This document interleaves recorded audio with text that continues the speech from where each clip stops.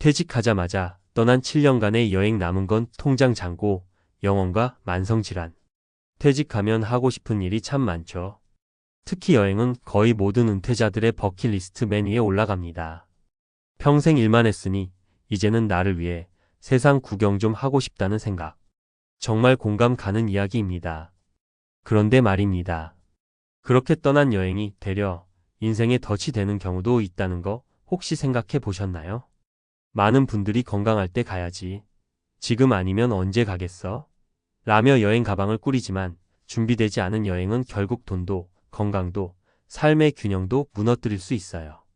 오늘은 퇴직 후 여행만 하다 모든 걸 잃은 한 사람의 이야기와 함께 우리가 놓치기 쉬운 은퇴 후 삶의 진짜 포인트를 짚어보려 합니다. 1. 사례 1. 62세 김철수 씨의 후에 여행은 했지만 은퇴 준비는 못했다. 김철수 씨는 대기업에서 35년을 근무한 뒤 60세에 정년 퇴직했습니다. 평생을 일하며 살았으니 이제는 자신을 위한 시간이라며 곧바로 유럽 배낭여행을 떠났죠. 1년간 세계 여러 나라를 돌았고 그 후에도 계속 여행이 이어졌습니다. 여행은 행복했지만 문제는 통장 잔고였습니다. 퇴직금과 연금 일부를 까먹으며 여행을 다니다 보니 7년이 지나고 나니 남은 돈이 없었습니다. 연금으로 살면 되겠지 했지만 물가 상승에 건강 문제까지 겹치니 생활은 빠듯해졌죠. 결국 요즘엔 병원비가 부담되어 진료도 미루고 일용직 아르바이트까지 알아보고 있다고 합니다. 좋은 여행이 인생의 전부가 되어선 안 됩니다. 은퇴 후엔 여유도 중요하지만 경제적 지속 가능성과 건강 관리가 우선이에요. 퇴직금은 보너스가 아니라 노후 생존비입니다. 2.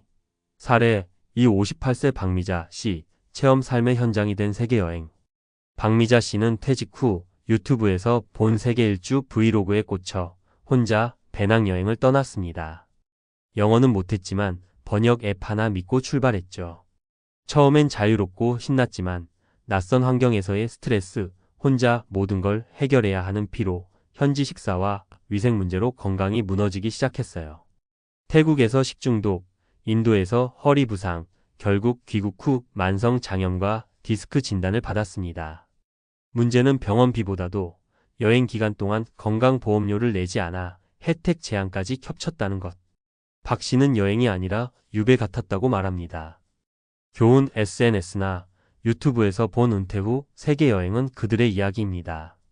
내 체력, 내 재정 상황에 맞게 맞춤 설계를 해야지 남의 삶을 따라하면 인생이 고달파집니다. 게다가 의료 시스템과 보험이 잘 갖춰진 우리나라를 떠나는 것 생각보다 리스크가 큽니다. 3. 사례 3. 63세 윤정호 부부, 여행은 했지만 부부 사이에 금이 갔다. 윤정호 씨 부부는 은퇴 후 평생 함께한 부부 여행을 꿈꾸며 1년간 캠핑카로 전국을 누볐습니다. 문제는 서로의 라이프 스타일이 달랐다는 것. 남편은 느긋하게 자연 속에서 시간을 보내고 싶어 했지만 아내는 일정한 스케줄과 숙박시설이 갖춰진 여행을 선호했죠. 사소한 의견 차이가 점점 커지면서 여행 막바지엔 말도 안 섞는 사이가 됐습니다. 돌아온 후엔 각자 따로 생활하며 이혼할 뻔했다는 말까지 나왔죠. 윤 씨는 여행이 아니라 부부 시험장이었다고 말합니다. 좋은 여행은 평화가 아닌 갈등을 드러내는 시간이 될 수도 있어요. 부부 사이에도 은퇴 후 함께 보내는 시간이 늘어나면서 마찰이 커질 수 있죠. 여행보다 중요한 건 일상의 조화와 감정 소통 능력입니다. 은퇴 후 여행 어떻게 준비해야 후회가 없다. 여행은 보상이 아니라 삶의 일부로 계획하세요. 은퇴 후 몇 년을 여행에 올인하는 건 오히려 노후 전체를 망칠 수 있어요. 소득 없이 여행만 하면 재정은 빠르게 바닥납니다. 매년 정기적인 일정으로 짧게 다녀오는 게 훨씬 지속 가능합니다. 건강 점검 먼저 체력에 맞는 여행을 선택하세요. 나이 들수록 낯선 환경은 체력과 정신 건강에 큰 부담이 됩니다.